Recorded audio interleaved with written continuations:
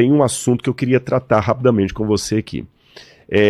Muita gente tem me perguntado, eu quero até ver se eu faço um vídeo sobre isso, sobre Israel agora nessa conjuntura, se tem uma profecia específica. Tem muita gente que acha que o Israel é o relógio do Apocalipse, né? Exatamente. Olhe para Israel que você vai entender que época que a gente está, o que está acontecendo, né? Assim, Terceiro tempo, né? Eu acredito, como eu estou no terceiro grupo, que Deus trouxe a igreja, mas Deus tem um papel, muitos judeus vão aceitar no final. Tem muito judeu sincero, você entendeu? Tem muito judeu que está reconhecendo hoje que Jesus é o Messias. Muitos judeus, muitos. Gente racídica, de paiote, de preto, fala assim, olha, eu reconheci que Jesus é o Messias, tanto no judaísmo quanto no islamismo. Ah, é? Que são as duas religiões dos descendentes de Abraão, né? Porque o Ismael também era de Abraão. Teve um mesmo que reconheceu que Jesus era Deus pelo Alcorão. Como assim? Ele falou assim, escuta, eu comecei a ler no Alcorão... Que é um profeta, né? Ele é um profeta. E Jesus tem vários milagres no Alcorão, Maomé não tem nenhum. No Alcorão, Jesus nasceu de uma virgem sem pecado. Maomé nasceu de uma mulher pecadora. Então, Jesus é acima de Maomé, tá alguma coisa errada. Por que Maomé é o maior dos profetas? Com base no Alcorão, ele foi procurar a Bíblia. Tem muitas pessoas do islamismo que estão sonhando com o mesmo padrão de sonho. O homem de branco que aparece. Então, só um parênteses rápido, está tendo todo esse movimento do eixo do mal, mas o eixo do bem também está movimentando no mundo. Existem muitas pessoas dentro dos países muçulmanos que estão tendo sonhos com um homem chamado Issa. Issa é Jesus em árabe. E Issa está falando com eles sobre o evangelho. Estão alguns que coisa maravilhosa. E já estão aceitando Jesus, mas continuam vivendo lá para não serem mortos pela família. Então Deus tem a manifestação do Espírito. Agora, com relação a esse papel profético, embora, como eu falei, por ser do terceiro grupo, que acredita que Deus tem um carinho por Israel e muitos vão aceitar, que a gente tem que fazer um trabalho de testemunho, eu explico com muito carinho, de testemunho de que maneira. Eu tenho amigos rabinos, Rabino Ventura, o Ravissani, conheci o Rabino Dudu, tem rabinos lá em Jerusalém, eles sabem que eu creio em Jesus.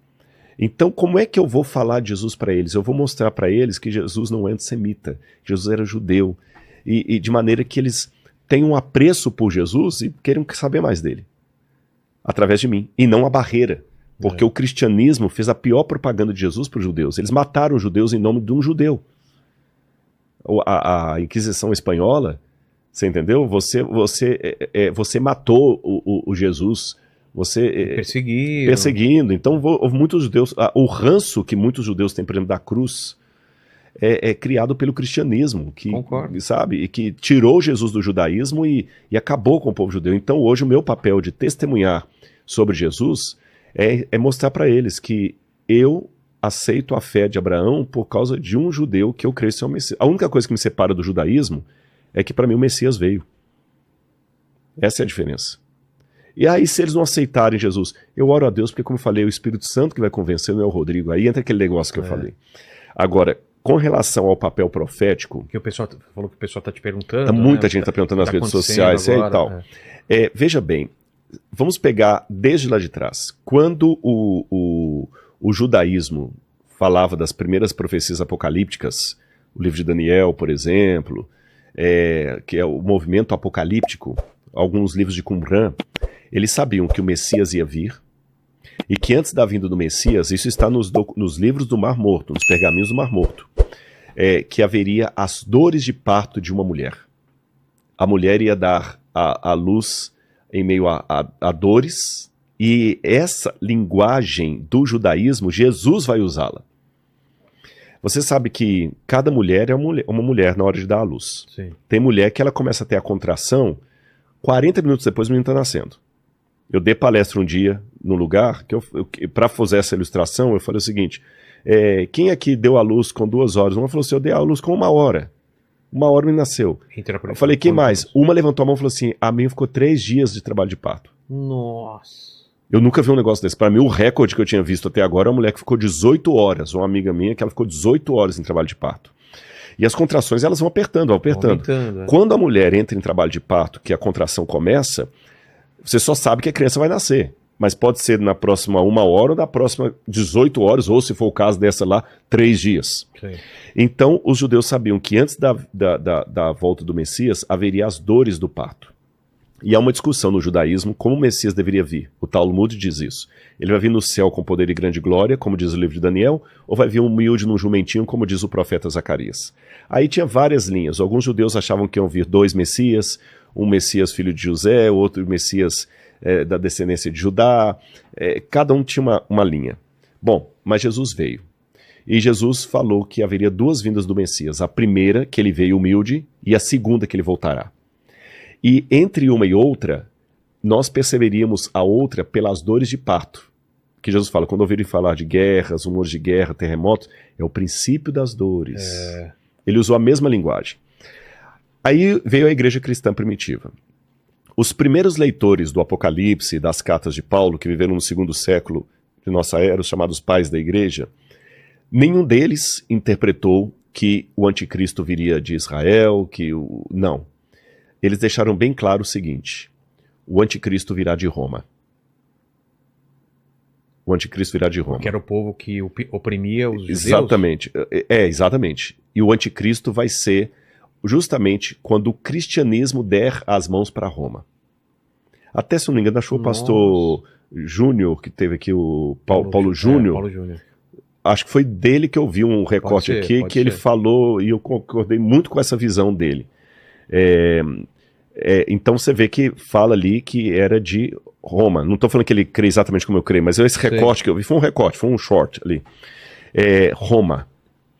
E os cristãos já esperavam que no futuro haveria uma quebra de aliança do cristianismo, semelhante àquela que houve no judaísmo, onde o cristianismo se institucionaria unindo-se com Roma. Pô. Tanto é que no Apocalipse, Roma é exemplificada como sendo um dragão de 7 cabeças que persegue a mulher, que é o povo de Deus que dá a luz ao Messias. E João vê, no capítulo 12 do Apocalipse, essa mulher vestida de branco, fugindo do dragão para o deserto. O dragão não pode atingi-la no deserto, então sabe quem que ele manda? A besta do Apocalipse. Peraí. Tá. A besta do Apocalipse não é o anticristo. É o anticristo. É o anticristo. É o anticristo. Tá. Mas olha que interessante, já que o Apocalipse é linguagem simbólica, vamos destrinchar isso aqui. A mulher, que a gente sabe pela literatura que é o povo de Deus. O fato dela estar gritando para dar a luz ao Messias, lembra que eu falei as contrações de parto, que o Messias vem, vai aumentando? Quando o Messias nasce, ele é arrebatado para o céu, de acordo com essa profecia do Apocalipse. E a mulher foge do dragão. O dragão fica irado e vai perseguir a mulher. É Roma perseguindo o povo de Deus. Aí a Bíblia fala que a mulher foge para o deserto e o dragão não pode atingi-la. Como o dragão não pode atingi-la, ele fica em pé na areia do mar e sobe do mar a besta, que é o anticristo. Que é o... Como chama aquele demônio do mar lá? O famoso, não sei. Demônio do mar? Tem um... Como? Que Cthulhu? Cthulhu é Lovecraft. Vou lembrar que Tá. Hã? Leviatã, assim, a serpente do mar. Paquito, de onde vem esse conhecimento, atenção, Paquito? Leviatã. Cara, o conhecimento esteve sempre aqui. Né? Exato. É uma questão de humildade que eu não falou. Ele mandou um Exato. Cthulhu no começo e depois consertou. O Leviatã, que é o Lotan, como eles falam, que é a serpente do mar. Exato. E é interessante que sempre na literatura antiga, o garítica, o mal é representado por 2 monstros, do mar e da terra. E no Apocalipse tem 2 bestas, uma do mar e outra da terra, que é o anticristo. Essa besta vai para o deserto perseguir a mulher. Só que a cena do Apocalipse congela aí.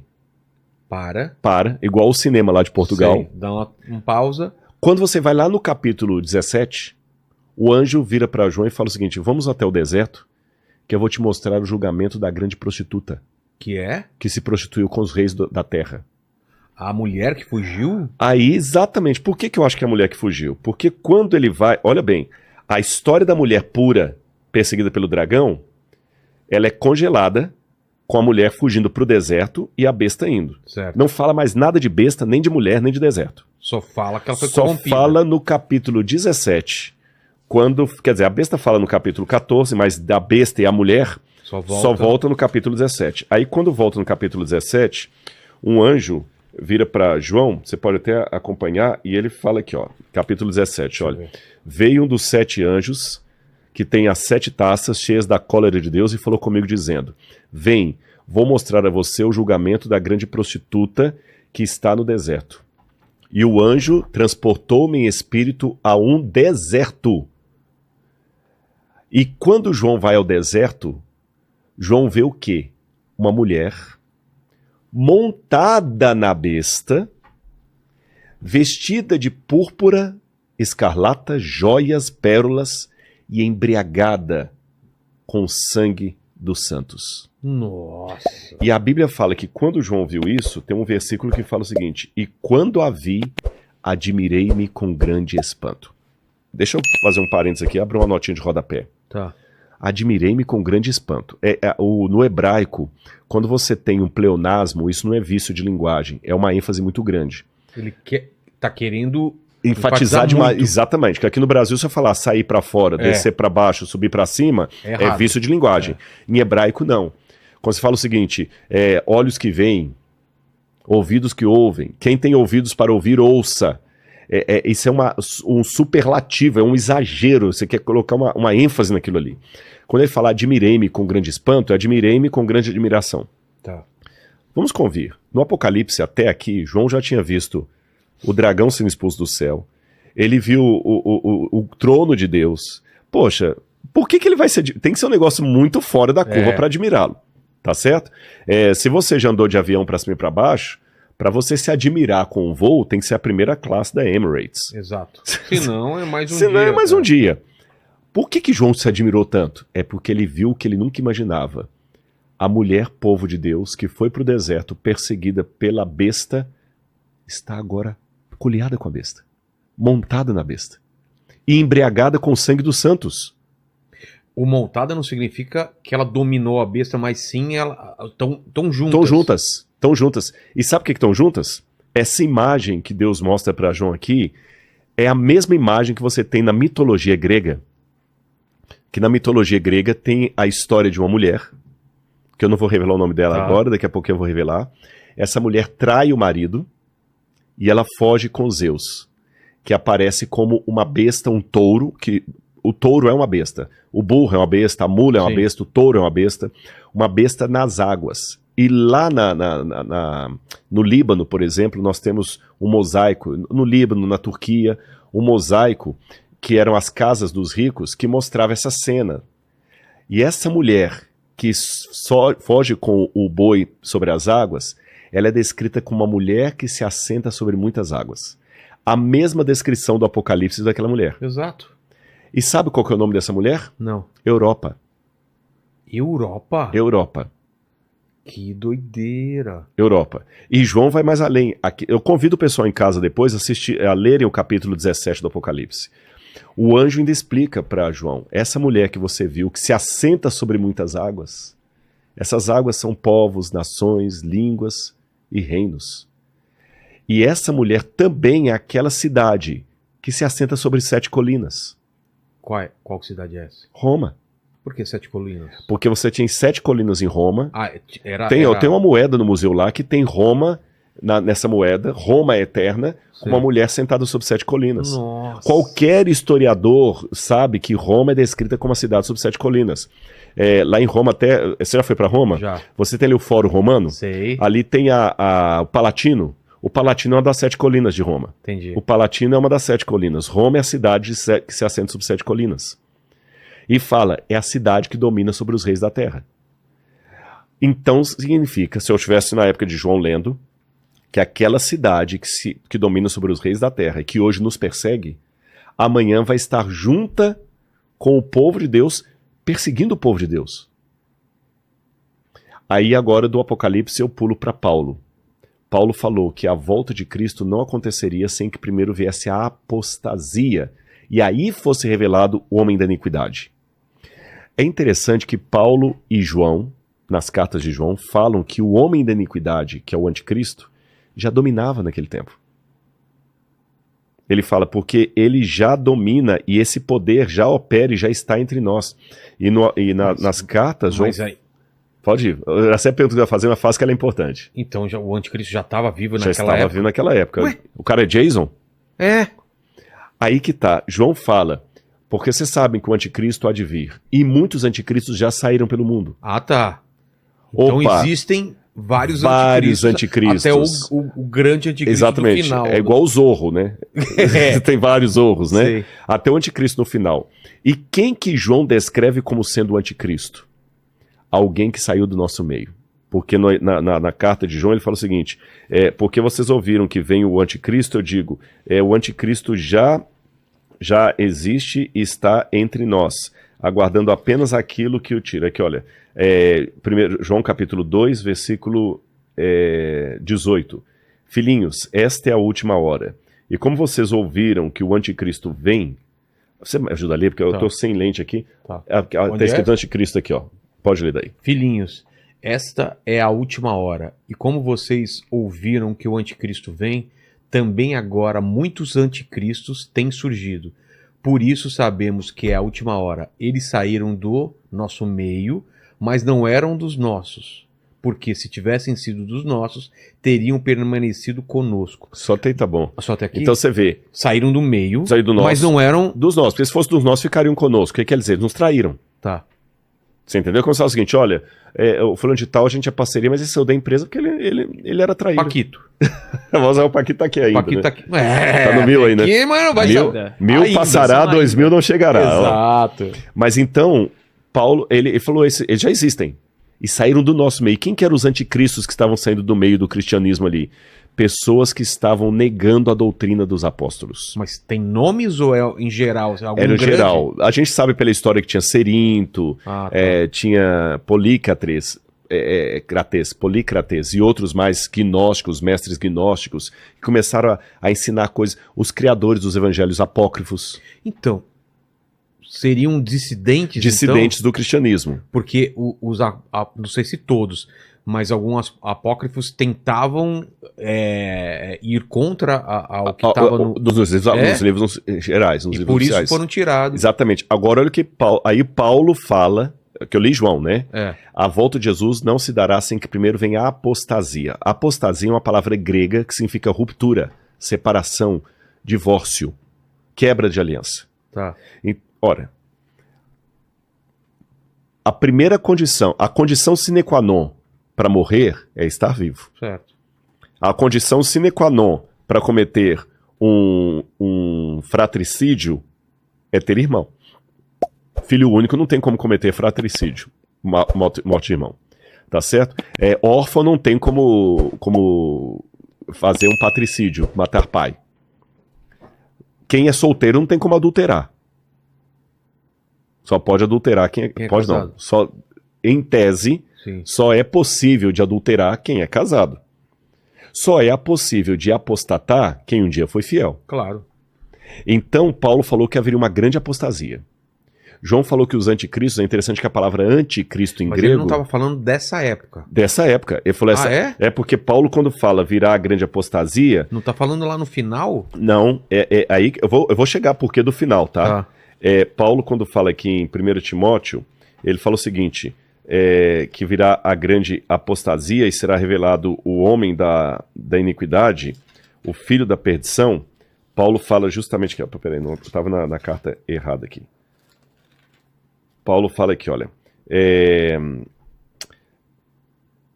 Lê para mim aqui o verso...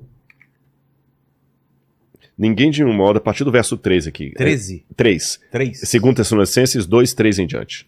Finalmente, irmãos, isso. Finalmente, irmãos, orem por nós, para que a palavra do Senhor se propague e seja glorificada, como aconteceu entre vocês.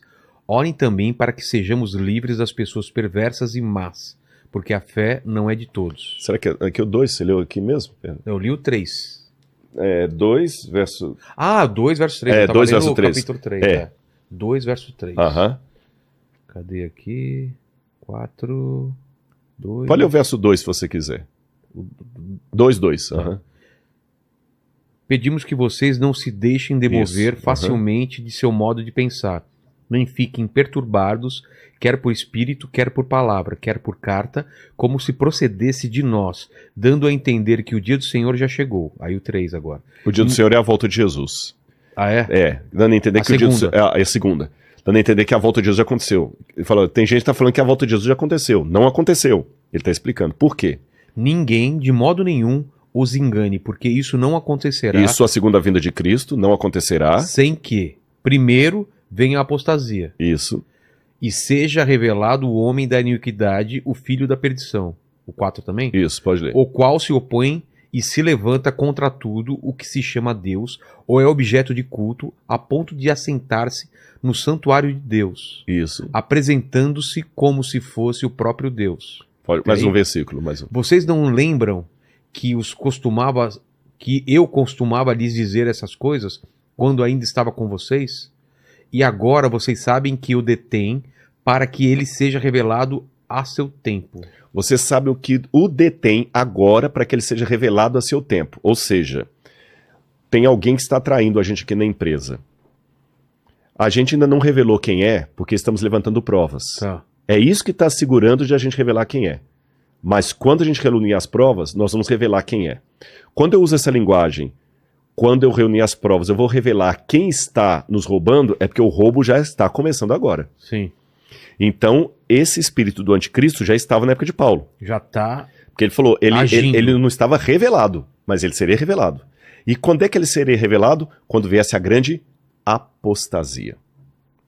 Aí lembra o que João também falou lá, isso foi Paulo. João falou o seguinte, esses anticristos já saíram do nosso meio e tudo. Então, fechando isso com Apocalipse, esses que estavam ensinando doutrinas erradas dentro do cristianismo, alguns rompendo, no futuro, eles se juntariam com o principal inimigo do cristianismo, que era o Império Romano. E passariam a perseguir o cristianismo. Então, os primeiros pais da igreja, Policarpo, Irineu de Lyon, Tertuliano, todos eles sabiam que o anticristo era alguma coisa ligada ao Império Romano. Essa ideia só arrefeceu um pouquinho na época tem gente que fala que o anticristo era César mesmo e é isso aí. Mas não era César, porque lembra que ele é aí que tá, o anticristo não pode ser César, Por quê? porque ele é alguém que sai do nosso meio e vai se juntar com César. E não, o César já era o inimigo. O César já era o inimigo, é alguém que me trai para juntar com o inimigo. Exato. Aí, na época de Agostinho de Hipona, Agostinho ficou muito feliz com o crescimento da igreja, graças a Constantino.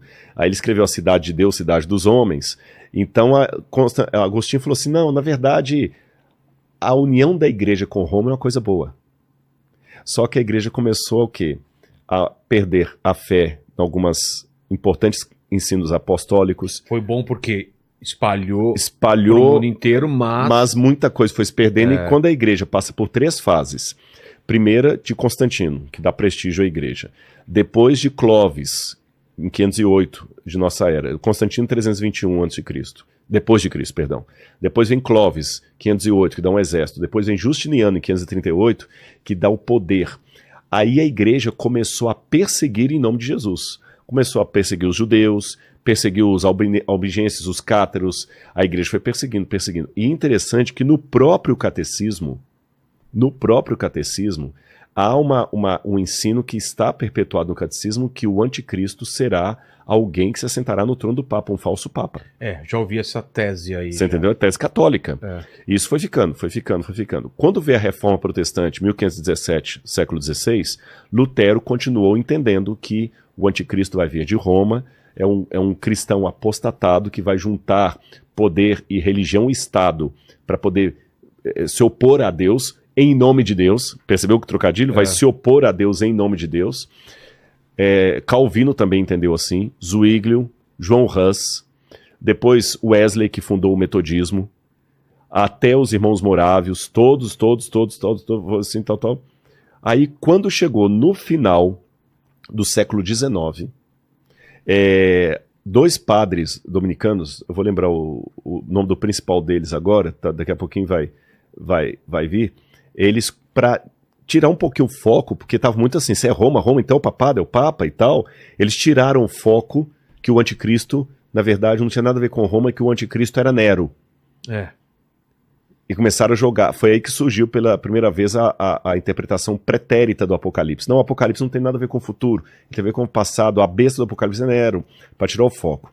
E alguns protestantes começaram a beber nessas fontes e também foram tirando o foco. Aí você tem o Darby, que foi um dos primeiros a pregar que o anticristo, na verdade, não tem nada a ver com Roma, que o anticristo vai ser alguém ligado à Europa e com Israel. Aí Israel começou a aparecer. Depois do Darby, que ele fez até uma Bíblia anotada, você teve a Bíblia de Scofield, que começou a falar não é Israel, é o foco, é Israel, é o foco. Depois de Scofield, você teve B.E. Alexander, depois você tem... vou lembrar, tem o Tim LaHaye, é mais recente, mas antes do Tim LaHaye tem o Hal Lindsey.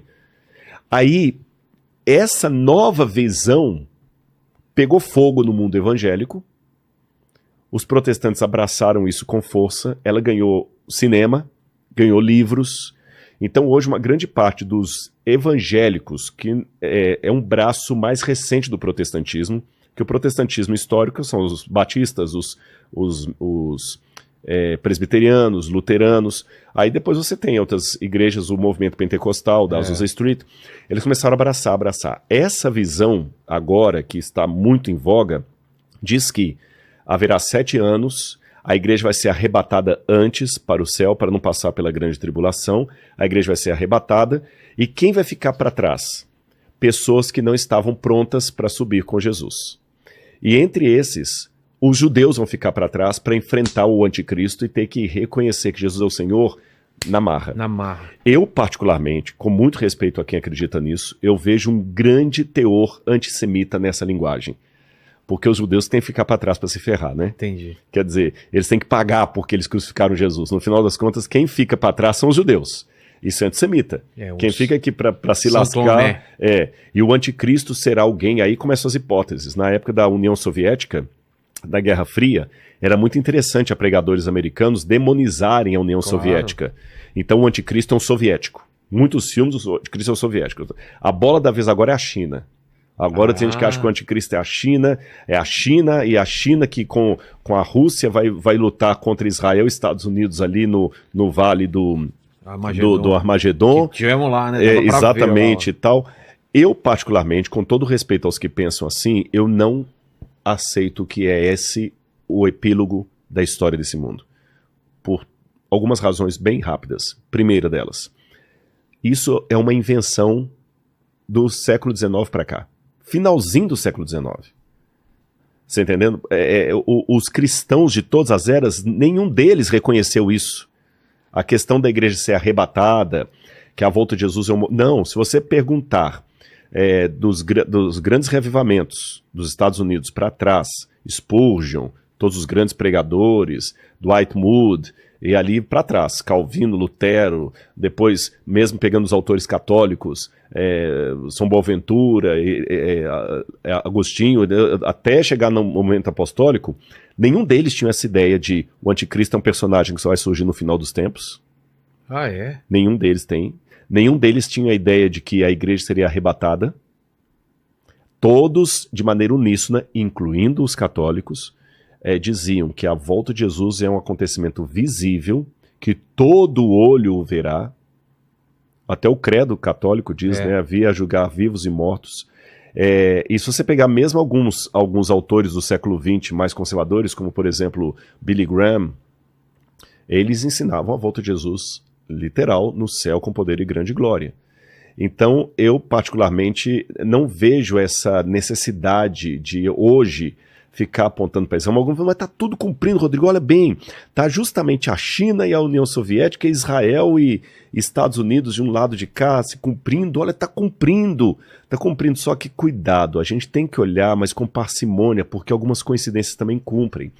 Quando Saddam Hussein queria reconstruir a Babilônia, não tenho porque eu já me desfiz de vários livros, mas eu tinha um livro lá, que foi escrito por um autor descalhamaço evangélico, um pregador famoso, dizendo que Saddam Hussein era o anticristo, ele que era a besta, e ele pegava a passagem e falava assim, caiu a grande Babilônia, e pegava justamente os trechos de jornal onde onde Saddam Hussein queria reconstruir a Babilônia.